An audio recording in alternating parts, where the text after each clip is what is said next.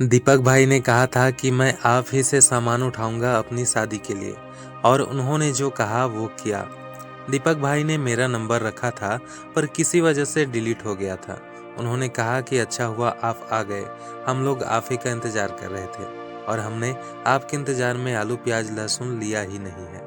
हमें जल्दी से बढ़िया वाला आलू 1 बोरी दे दो और प्याज 1 बोरी और साथ ही लहसुन 3 किलो। मैंने कहा आप अपने हिसाब से अपने पसंद का बोरी छांट कर ले जाइए। उन्होंने बोरी के ऊपर से साइज को देखकर यानी अंदाज़ा लगाकर 1 बोरी निकाल लिया और प्याज 1 बोरी उठा लिया।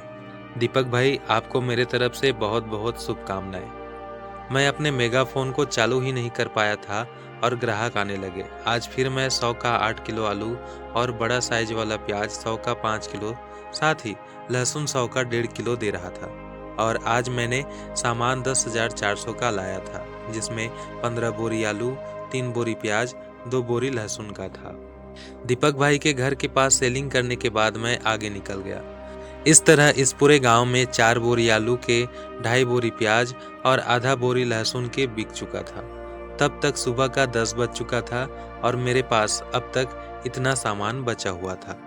फिर इतने बचे हुए सामान को लेकर मैं अगला गांव निकल गया, जहां सेल करते करते 12:10 हो चुका था।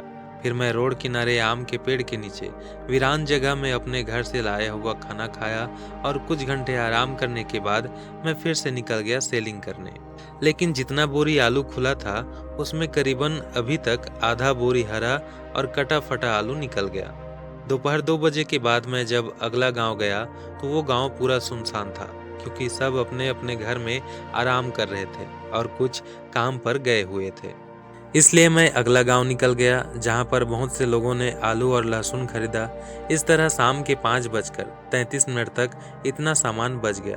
फिर कल के लिए भी सामान खरीदना था, इसलिए मैं घर को निकल गया। और हाँ, आज टोटल सेलिंग 11,950 का हुआ, जिसमें से 400 फ्यूल खर्च में कटना है।